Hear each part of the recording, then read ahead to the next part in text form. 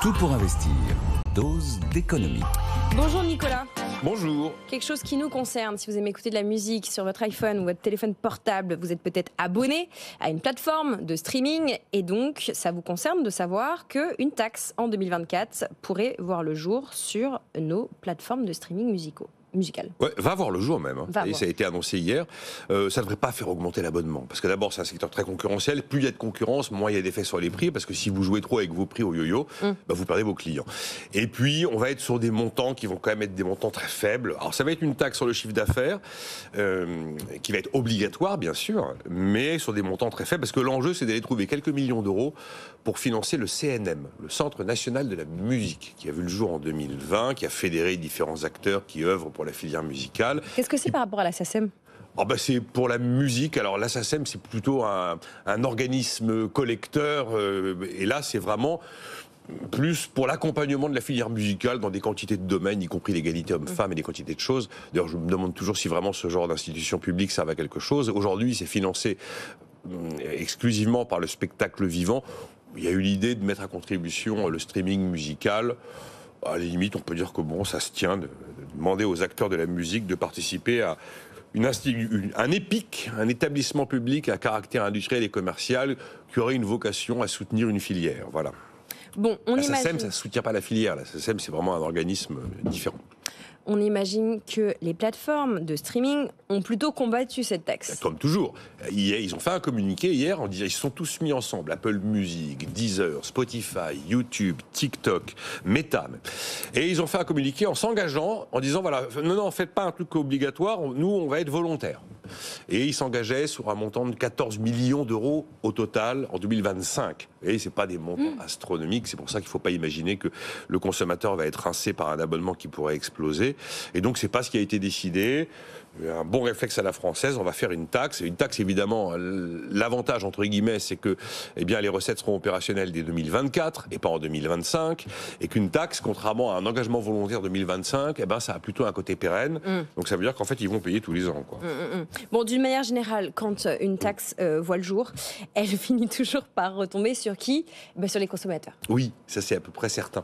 Alors là, ça va probablement pas avoir beaucoup d'effet pour le streaming musical, mais qu'il y ait une taxe ou autre chose d'ailleurs, il y a toujours quelqu'un qui paye. Et celui qui paye à la fin, c'est toujours le consommateur. Prenez, il y a de l'inflation par exemple. Ah oui, il y a des hausses de prix, il y a des prix quasi indexés. On a appris il y a 2 jours que le billet de TGV Inouï, il va augmenter en 2024, bien sûr. On nous dit pas plus que l'inflation, mais au moins du niveau de l'inflation. Donc oui, qui va payer celui qui prend le train. Je sais pas, vous prenez, et il y a pas que là, c'est pas une taxe, c'est un phénomène d'inflation. Idem, vous prenez le cacao, le sucre, le jus d'orange, le café, celui qui paye parce que les prix ont augmenté, c'est celui qui prend un petit déjeuner. Donc évidemment, c'est le consommateur final. Là, on a fait cette espèce de taxe pour essayer de taper les autoroutes en y mettant les aéroports. Les aéroports, on sait que celui qui va payer, c'est celui qui prend l'avion. Et les autoroutes, celui qui va payer assez vite derrière, probablement pas de manière immédiate, c'est quand même celui qui, avec sa voiture, passe au péage. Tiens, vous avez remarqué, on va augmenter le prix du tabac. Devinez qui va payer avec une hausse des taxes sur le tabac. Oui, effectivement, c'est toujours à la fin le consommateur qui paye. Ça, au moins, là-dessus, on n'est jamais déçu. L'enseignement final de cette histoire, c'est que le juge de paix, techniquement, c'est toujours nous. Oui, c'est ça. Et alors, c'est parfaitement bien résumé dans la conclusion du chapitre 11 des harmonies économiques. C'était ce traité qui était un peu fondateur de la pensée libérale française par Frédéric Bastiat en 1850. Le livre de chevet de Jean-Marc Daniel. Voilà. Et voilà ce qu'on y lit. Ainsi, à quelques points de vue qu'on se place, on voit que la consommation est la grande fin de l'économie politique. Bon, après, on peut discuter pour savoir s'il faut avoir une vision que tournée vers le consommateur en oubliant le producteur. C'est un point qui me démarque de Jean-Marc, par exemple. Voilà. On voit que la consommation est la grande fin de l'économie politique, que le bien et le mal, la moralité et l'immoralité, les harmonies et les discordances, tout vient se résoudre dans le consommateur, car le consommateur est l'humanité. C'est assez bien dit, comme toujours avec Frédéric Bastiat. Et d'ailleurs, cette histoire, finalement, on la retrouve dans les conclusions toutes récentes d'une note que vient de rendre publique le Conseil national de la productivité. Vous savez, on cherche toujours, on ne sait pas comment s'en sortir. Vous avez bien vu que la COP28 n'a pas vraiment abouti à une solution finale sur la fixation du prix du carbone et du prix de la tonne de CO2. Le Conseil national de la productivité a eu une idée un peu différente des autres sur comment est-ce qu'on envoie un signal prix. Et il pense que le signal prix, le vrai arbitre final sur le signal prix lié à l'empreinte carbone, ce sera le consommateur. Et qu'en fait, le consommateur va un jour devoir se trouver devant des produits étiquetés en carbone, avec des différences de prix en fonction de l'empreinte carbone du produit, et que c'est la différence de prix qui fera que le consommateur arbitrera pour un produit décarboné, contrairement à un produit carboné.